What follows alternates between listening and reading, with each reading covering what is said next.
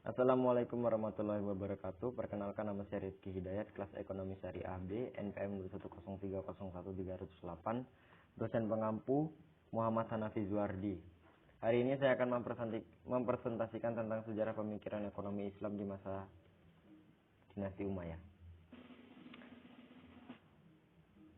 1. Pendirian dinasti Bani Umayyah. Bani Umayyah adalah kekhalifahan Islam pertama setelah masa Khalafaur Rasyidin yang memerintah dari 661 sampai 750 di Jazirah Arab dan sekitarnya, serta dari 756 sampai 1031 di Cordoba, Spanyol. Bani Umayyah berasal dari nama Umayyah ibnu Abdi Syams ibnu Abdi Manaf, salah satu pemimpin dari Khalifah Quraisy yang memiliki cukup unsur untuk berkuasa di zaman Jahiliyah, yakni keluarga bangsawan, cukup kekayaan dan mempunyai 10 orang putra. Yang memiliki ketiga unsur tersebut di zaman Jahiliyah berarti telah mempunyai jaminan untuk memperoleh kehormatan dan kekuasaan. Umayyah tetap bersaing dengan pamannya yaitu Hasim ibnu Abdi Manaf sesudah dengan agama Islam. Persaingan yang dulunya merebut kehormatan menjadi permusuhan yang lebih nyata. Bani Umayyah dengan tegas menentang Rasulullah, sebaliknya Bani Hasim menjadi penyokong dan pelindung Rasulullah, baik yang sudah masuk Islam atau yang belum. Bani Umayyah baru masuk Islam setelah tidak menemukan jalan lain ketika Nabi Muhammad SAW dengan beribu pasukan menyerbu pasukan Mekah.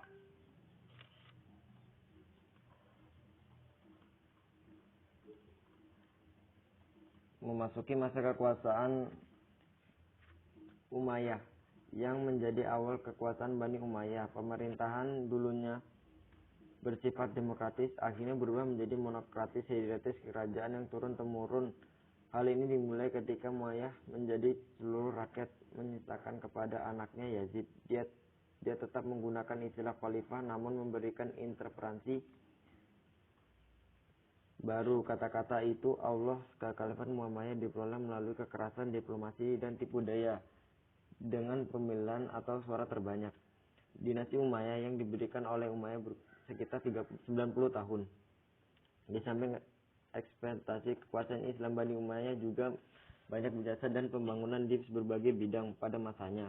Jabatan khusus seorang hakim kadi mulai berkembang menjadi profesi tersendiri. Kadi adalah seorang spesialis di bidangnya.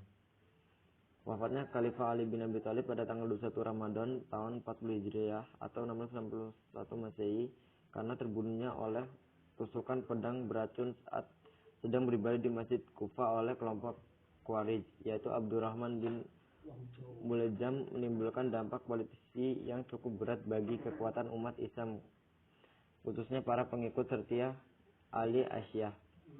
Oleh karena itu tidak lama bersaing untuk umat Islam dan pengikut Ali bin Abi Thalib melakukan sumpah setia bait atas dari Hasan bin Ali untuk ditingkatkan menjadi khalifah pengganti Abi Thalib. Proses penggugatan itu dilakukan di hadapan banyak orang. Mereka melakukan sumpah setia ini bait ada sekitar 40.000 orang, jumlah yang tidak sedikit untuk seukuran pada saat itu. Orang yang pertama kali mengangkat sumpah setia adalah Qais bin Sa'ad, kemudian diikuti dengan umat Islam pendukung setia Ali bin Abi Thalib. Namun Al-Hasan sosok yang jujur dan lemah secara politik. Ia sama sekali tidak ambisius untuk menjadi pemimpin negara. Ia memilih mementingkan persatuan umat. Hal ini dimanfaatkan oleh Muawiyah untuk mempengaruhi massa untuk tidak melakukan bait terhadap Hasan bin Ali, sehingga banyak terjadi permasalahan politik, termasuk pemberontakan yang diladangi oleh Muawiyah bin Abi Sufyan. Oleh karena itu, ia melakukan kesepakatan damai dengan kelompok Muawiyah dan menyerahkan kekuasaan kepada Muawiyah pada bulan Rabiul Awal tahun 41 Hijriah 661 tahun. Kesepakatan damai antara Hasan dan Muawiyah disebut Amal Jamak karena kaum muslimin sepakat untuk memilih satu pemimpin saja, yaitu Muawiyah ibnu Sufyan. Ketika situasi yang demikian kacau, untuk menyelesaikan persoalan tersebut, Muawiyah Hasan Ali tidak mempunyai pilihan kecuali perlindungi pihak Muawiyah. Untuk itu maka dikirimkan surat melalui Amr bin Salamah Al-Harabi yang diisi pesan perdamaian. Dalam perundingan Ali ini, Hasan bin Ali mengajukan syarat bahwa dia bersedia menyerahkan kekuasaan Muawiyah ada syarat antara lain. Muawiyah menyerahkan harta Baitamal kepada untuk melunasi hutang-hutang kepada pihak lain. Muawiyah tidak lagi melakukan cacian dan hinaan terhadap Khalifah Ali bin Abi Thalib beserta keluarganya. Muawiyah menyerahkan pajak bumi dan Persia dan daerah Biznat kepada Hasan setiap tahunnya.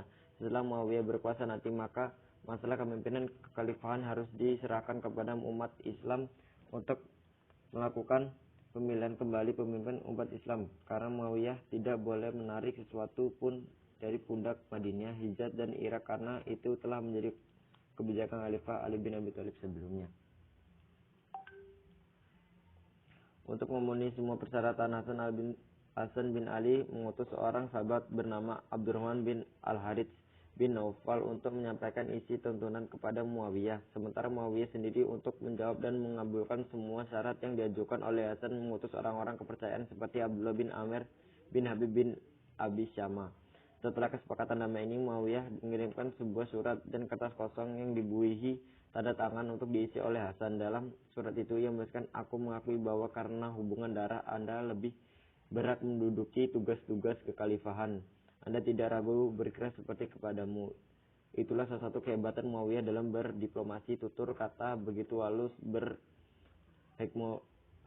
dan seolah-olah bijak. Surat ini salah satu bentuk diplomasi untuk mengintimidasi kekuasaan dari tangan pemimpin sebelumnya.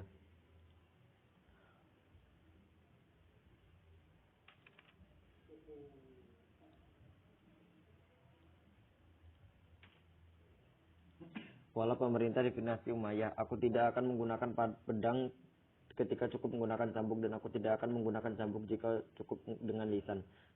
Sekiranya ada ikatan spesies rambut sekilas antara aku dan sahabatku, maka aku tidak akan membiarkan lepas saat itu ketika mereka menarik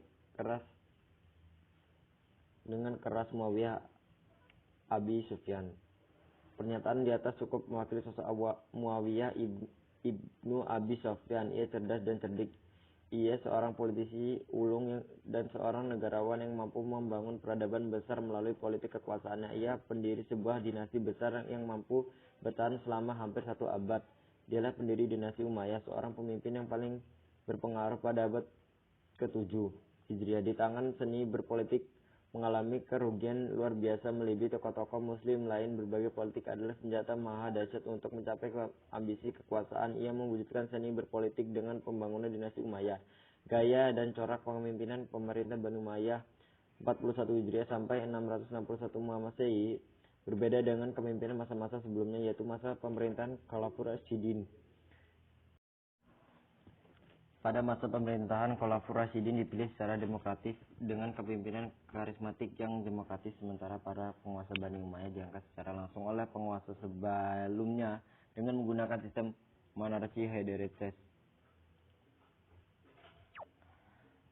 Sistem ekonomi dan fiskal pada masa Bani Umayyah. Perdagangan setelah berdaulah Umayyah berhasil menguasai wilayah yang cukup keras, maka lalu lintas perdagangan dapat menjamin yang layak, baik melalui jalan darat maupun laut. Pada jalan darat, umat Islam mendapat keamanan untuk melewati jalan sutra untuk menuju Tiongkok, memperlancar perdagangan sutra mekanik, obat-obatan dan wangi-wangian. Pada jalur ke arah negeri, bahan tahan timbul untuk mencari rempah-rempah, bubu, kasturi, permata, logam mulia, gading, dan bulu-buluan.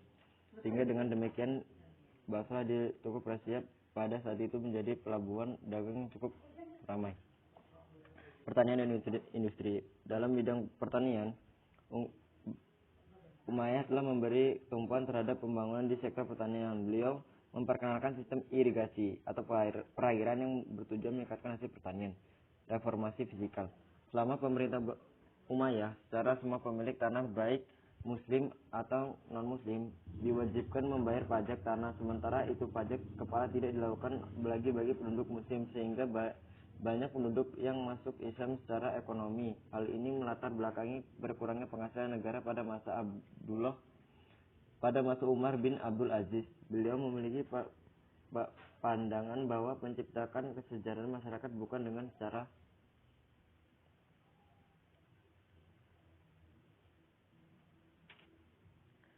mengumpulkan pajak sebanyak-banyaknya seperti yang dilakukan oleh para khalifah Bani Umayyah sebelum Umar, melainkan dengan pengoptimalan kekayaan alam yang ada dan mengelola keuangan negara dengan efektif.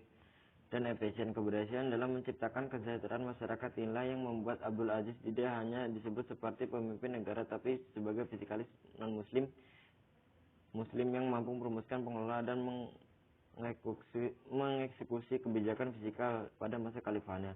Pembuatan mata uang pada masa Khalifah Abdul Malik bin Marwan 65-85 Hijriah, beliau membuat kebijakan untuk memakai mata uang sendiri. Pemerintah saat itu mendirikan tempat percetakan mata uang di Dar Idras. Mata uang dicetak secara terorganisir dan kontrol pemerintah. Kemudian pada tahun 77 Hijriah 697 Masehi, Khalifah Abdul Malik mencetak dinar khusus yang bercorak Islam yang khas berisi teks Islam dituliskan dengan tulisan kufi, gambar-gambar dinar, dan lam diubah menjadi lafaz-lafaz Islam seperti Allahu Ahad, Allah Baqa. Sejak saat itu lah umat Islam memiliki dinar dan dirham Islam sebagai mata uang dan meninggalkan dinar Byzantium dan dirham Swiss.